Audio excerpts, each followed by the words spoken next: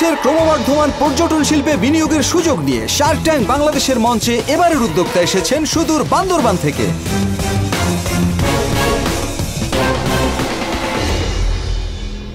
Shark, আমি look Chakma, lead দিচ্ছি টং রিসোর্টকে। আমি 60 লক্ষ টাকার বিনিময়ে 20% অফার করছি আপনাদেরকে। আমাদের এখানে রয়েছেন স্থানীয় বাঙালি, চাকমা, মারমা, ত্রিপুরার 7 জন স্থানীয় ব্যবসায়ী। শার্ক বিগত 1 বছরে আমরা ট্রায়াল বেসিসে 3টি কটেজ এবং একটি রেস্টুরেন্টে আমরা আমাদের অপারেশন পরিচালনা করছি।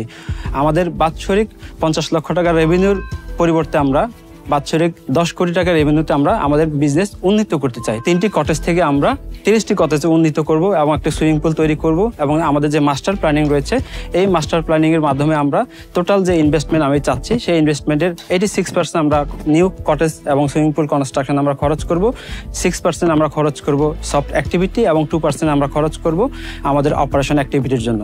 সো বেসিক্যালি আপনার এই রিসর্টটা হচ্ছে বান্দরবনে? জি, বান্দরবন শহরে। এই জায়গাটা কি আপনার নিজেদের ওন্ড? আমাদের রানিং চেয়ারম্যান যিনি আছেন তার কাছ থেকে লিজ নেওয়া 100 বছরের।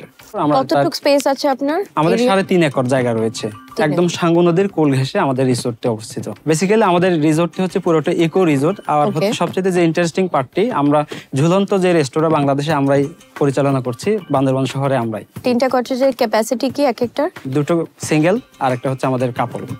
এখানে রুম রেট কত আপনাদের? রুম রেট আমরা 4000 করে রাখছি ফ্যামিলি রুমগুলো, আর কাপলগুলো আমরা রাখছি 3000 করে। অলরেডি তো বান্দরবনে কিছু রিসোর্ট আছে। জি।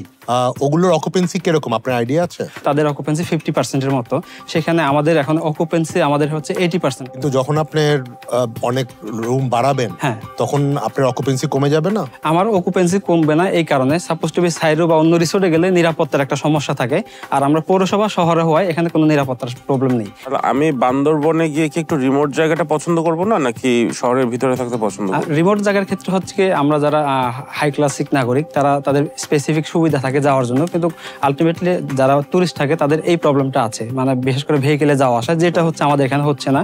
আর ভিউটা খুব ভালো পাচ্ছে আমাদের এখানে। আপনাদের এখানে কি ধরেন কোনো অফিস বা এরকম কমার্শিয়াল কোনো কনফারেন্স হয়? কখনো হয়েছে? আমাদের কনফারেন্স হল নেই, আমাদের একটা পরিকল্পনা রয়েছে যে না স্যার আমি আপনাদের কাছে এসেছি, তবে আমরা আমাদের যে স্পেসটি আছে স্যার, এখানে আমরা কমিউনিটির যে বিবাহ প্রোগ্রামগুলো হয় অলরেডি আমরা 4-5টা করেছি। গ্রস প্রফিট কত আপনাদের? আমাদের গ্রস প্রফিট 22 লাখ ছিল। নেট প্রফিট কত? সরি, আমি হয়তো একটু ভুল করেছি, নেট প্রফিট ছিল স্যার আমাদের 20 লাখ টাকা গত বছর। 7 জন যে শেয়ার হোল্ডার আছেন এখন, 7 জনে কে কত পার্সেন্ট ওন করে? একজন 21%, তারপর 20%, আমি 16%, বাকিরা 8%, 9% এভাবে স্যার। 3টা কটেজ আছে না? হ্যাঁ জি। আপনার প্ল্যান কয়টা করা? এই পর্যায়ে ফার্স্ট স্টেজে আমরা 10টা দিয়ে শুরু করতে। আচ্ছা, 10টা মানে আরো 7টা করবেন? জি হ্যাঁ জি। আর সুইমিং পুল? আর একটা সুইমিং পুল করব। এটা করতে কত টাকা লাগবে?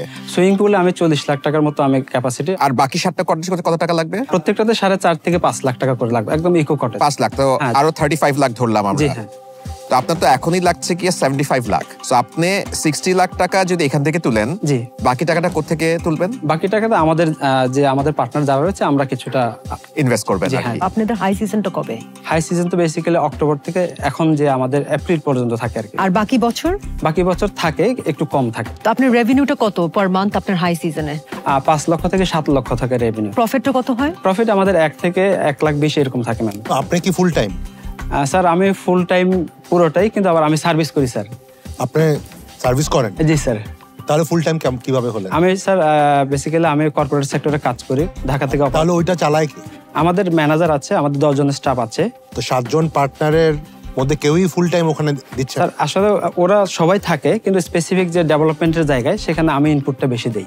সোফার আপনারা কত টাকা আপনাদের এই 7 জন ক্যাশ ইনভেস্ট করেছেন এই প্রজেক্টে? স্যার আমরা 1,10,00,000 টাকা টোটাল। আপনাদের ম্যানেজিং ডিরেক্টর কে আর সিইও? মানে আমাদের ম্যানেজিং ডিরেক্টর আপাতত আমি আছি ম্যাম, আমাদের সিইও নাই। সো আপনি ম্যানেজিং ডিরেক্টর, আপনি সব ডিসিশন মোস্টলি নেন? জি ম্যাম। আমাদের কিছু ফুড আছে ম্যাম, আমরা একটু সার্ভিস করতে চাই যদি। শিওর।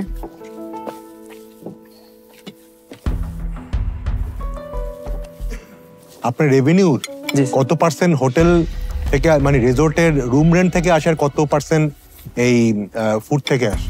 61% মতো হচ্ছে আমাদের রেস্টুরেন্ট থেকে এখন, কারণ এটা বেশি চলছে, আর বাকিটা হচ্ছে আমাদের কটেজ থেকে। বান্দরবানে এরকম কোনো ভালো মানের রেস্টুরেন্ট নেই, এই জন্য আমাদের রেস্টুরেন্টে সাপোজ টু বি আমাদের ক্যান্টনমেন্ট ডিপার্টমেন্টে পুরোটাই, গভর্নমেন্ট ডিপার্টমেন্টের সবাই, আর ডিসি প্রশাসন থেকে সবাই আসলে আমাদের এখানেই সময়টা কাটায়। বিফোর আই সে এনিথিং, আপনার খাবারটা খুব মজা ছিল, খুব ভালো ছিল, specially the vegetable was very very nice. আপনি তো নিয়ে আসছেন রিসর্টের জিনিস, কিন্তু আপনি খাওয়াচ্ছেন আমাদেরকে খাওয়া, কিন্তু আপনি কোনো ভিডিও নিয়ে আসেননি।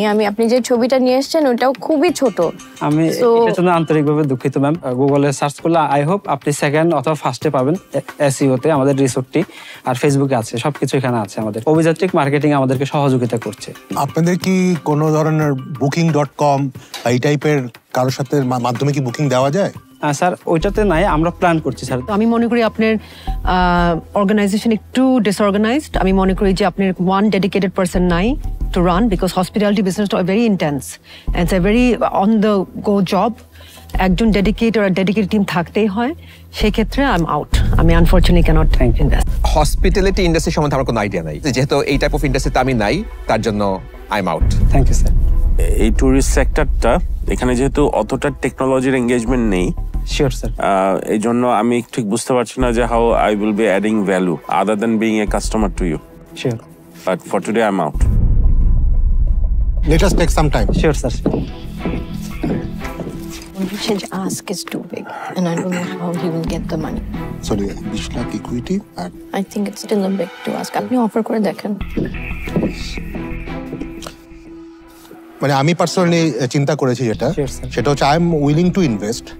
এখানে 20 লাখ টাকা ইকুইটি হবে, আর বাকি 40 লাখ টাকা আপনাকে ওয়ান কাইন্ড অফ অ্যাডভান্স হিসাবে দেওয়া হবে, যেটা আগামী 2 বছরে আপনি 40 লাখ টাকা ফেরত দিয়ে দিবেন without any interest. Okay sir. এবং বেসিক্যালি এর বিনিময়ে আমরা 30% ইকুইটি অফার করছি। হ্যাঁ, এখানে যদি অন্য কোনো Shark want to collaborate, I am very happy, but this is the offer I am putting on the table. যদি ভাইয়া যদি ইনভেস্ট করে, that is a great thing. আমি ওনার সাথে গিয়ে কথা বললাম, দেখলাম কোনোভাবে করতে পারি নাকি, but it's a bit too much of an ask. So I wish you all the best, and I wish ভাইয়া all the best. I hope you take this deal. I'm out. Sir আমি কি just একটা second একটু? Sure.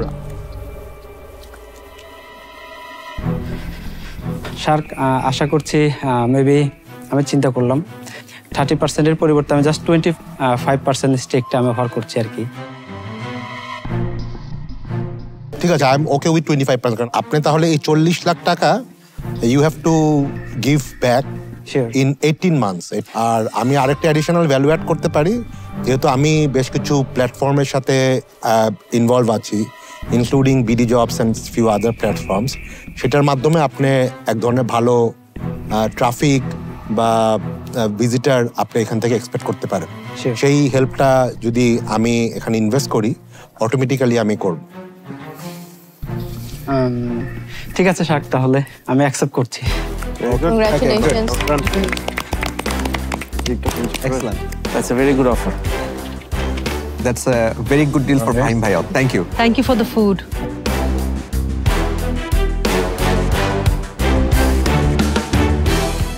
খুব ভালো লেগেছে আসলে এই সেগমেন্টে যে আমরা শেষ পর্যন্ত একজন শার্ককে আমাদের সাথে অনবোর্ড করতে পেরেছি তংরেজুলের সাথে।